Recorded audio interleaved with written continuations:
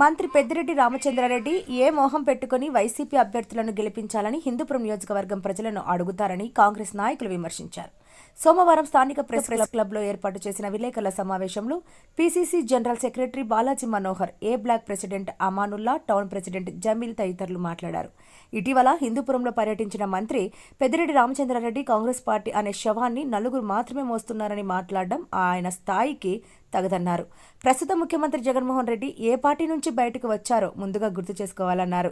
హిందూపురం పట్టణాన్ని జిల్లా కేంద్రం చేయకుండా అడ్డుకున్నది ఎవరని కాంగ్రెస్ నాయకులు ప్రశ్నించారు.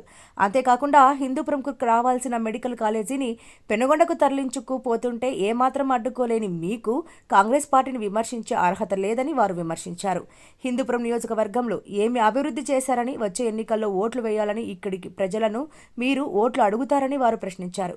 విలేకరుల సమావేశంలో పాల్గొన్న కాంగ్రెస్ పార్టీ నాయకుల్లో DCC vice president Mahaboob Basha, జిల్లా మైనార్టీ సెల్ ప్రెసిడెంట్ ఫయాజ్, జిల్లా youth Congress president Vamsi, human rights president Suheb Khan, B block president Ramanjaneyulu, DCC సెక్రటరీలు Ayaz, Dasanna, ACC cell president Periswamy, youth Congress Mubarak, Irfan మొదలగు వారు పాల్గొన్నారు.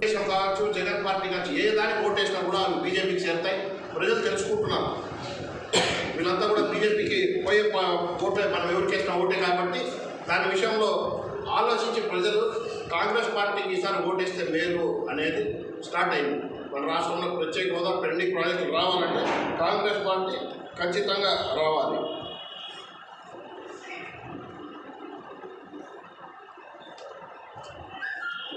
అంతేకాకుండా ఫైనల్గా మీకు మాట చెప్తున్నాను, భారతదేశంలో మీరు ఊహించని ప్రైవేటైజేషన్ కాబోతున్నాయి.